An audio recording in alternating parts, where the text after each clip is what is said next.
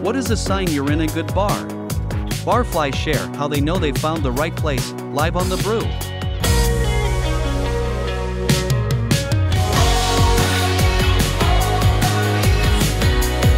all right, so what are some signs you're in a good bar? Because we know two people that know bars, it's you and I. True, and we've been to bars all around the world. We have very extensive experience, probably over 1,000 just with each other, and we don't even live on the same coast. So let's go over a couple factors real quick.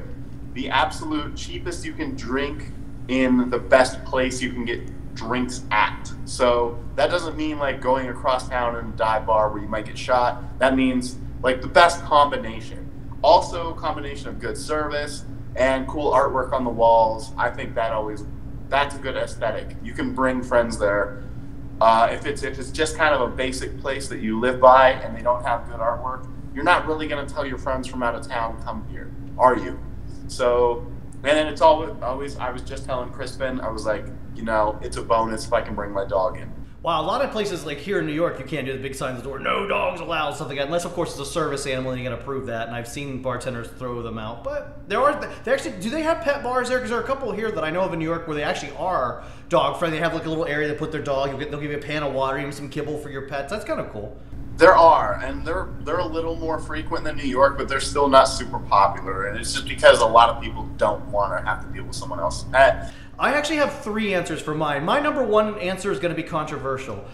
I can't stand bars that are overly smoky. I think that makes your bar a bad bar. You need to have proper HVAC systems in there, air scrubbing systems in that bar, because especially here in the East Coast, most bars are non-smoking, so people can't handle that. So when I come to a bar like there in Vegas and it reeks of smoke, that ruins my experience. I was in a bar with a friend of yours last week there, and I threw up in my mouth because the cigar smoke was so pungent, so bad in there. You walked into a cloud. It was bad. Then you stink, you reek of that. So to me, that ruins the experience. But I know bars and smoking and casinos all go together. Some people like that. But that's becoming a less and less number of the population. The bars need to pivot to what more the general population wants, and they don't want cigarette smoke.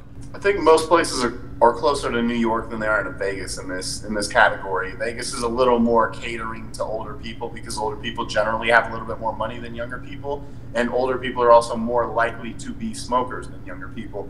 So there's kind of a generational divide on this. We're kind of in the middle of this transition. It's not going to be forever. Cigar smoke is also a totally different story. That's absolutely disgusting. That can hit you from like a mile away. This shit is nasty. Most bars should probably be non-smoking where you're not affecting someone else, or if they are, like there's a lot of hookah places here. People really like hookah. I don't. I stay away from those places. But if they tell you going in, this is a hookah bar, do that. There's a lot of places here that are trying to become weed bars where you can walk in and smoke weed. And that's on legislation right now. It might get passed. We don't know what's going to go on with the future of that. But as long as they tell you ahead of time, I think you're good. I don't like the cigarette bars. I'm with you on that. I don't like the cigar bars. I'm with you on that. I like non-smoking bars. I'm definitely all the way up on that part. But yeah, tell people ahead of time. That's my point.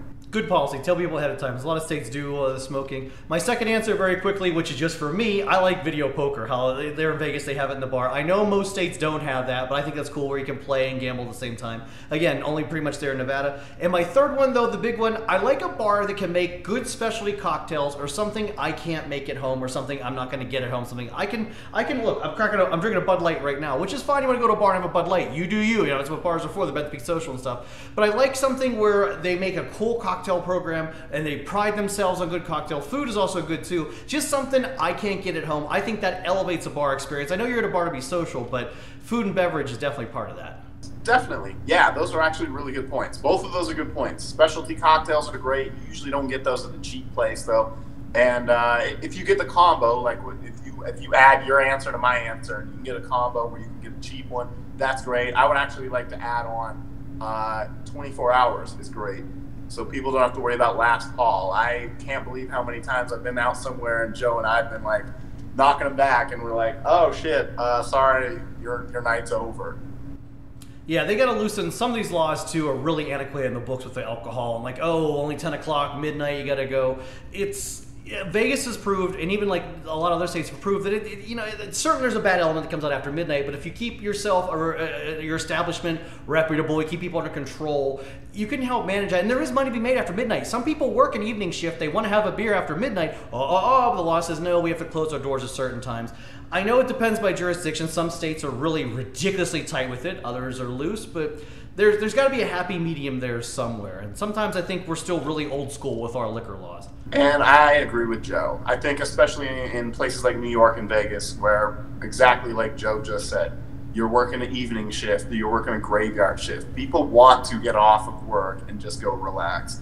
And if you're not affecting other people like you are with smoking, and you're just having your drinks, then you're not bothering anyone, and people should just chill a little bit on that. Well, let's get to your opinion. So I asked the question on social media, what do you think makes a good bar? Let's see. Craig says everyone playing pool or on the floor and sends a YouTube video. Starman says the bathroom is clean and they have good happy hour specials every day. Joey says, number one, you aren't waiting too long to get served. Good bar food, good variety of beer and local breweries, and good prices. 3 big points right there. Good prices, good food, and clean bathrooms, and happy hour specials are good too, because everybody loves to be happy. Exactly. Yeah, good food is a good addition. Everybody that's drunk needs food, and bars make a lot of money off of it. You can charge a little bit more pretty much everywhere you go in Vegas. I actually, when you asked me the question, I was like, oh, that's kind of a given. You know, the food is kind of a given here for the most part. There's not too many bars that don't have food, but that's not something that's everywhere. So that is actually a really good answer. Yeah, I'm looking ahead here right now at Matt Treat's answer, and he says the same thing. Good sports on TV or great music, not blaring. 25 or more beer choices, both tap and bottle. Friendly staff, locals enjoy going there. They don't have to serve food, but it is a plus. The locals experience can help out too, because some local bars are very friendly. Then you get other locals bars where they're like, who the hell is this guy walking in? If you're welcoming to people like that are visitors from your town, that paints a good picture of your community and your town, and maybe they'll want to come back. And not only that, but somebody who's not even from your town will come in there and go, oh, okay, there's a little sense of community in this city. Well, don't you think in that case, too, that drives revenue? You have a friendly bartender, a friendly staff. That makes people want to be welcome, and they're going to spend more, buy more, and hang out in your bar longer. You treat them like crap, then they're going to leave, and you could be out, a couple $100 if you're a bar owner, if it's something expensive they want, food or beverage-wise. Probably the biggest mistake that bartenders make here is being dismissive. You can definitely, you're the one who sets the tone as the bartender, so that's a very good point. I like that. That very, very well said. The bartender sets the tone. I love it. That's the phrase that pays on this show right here. Highlight it, circle it, and retweet it, because that's exactly correct.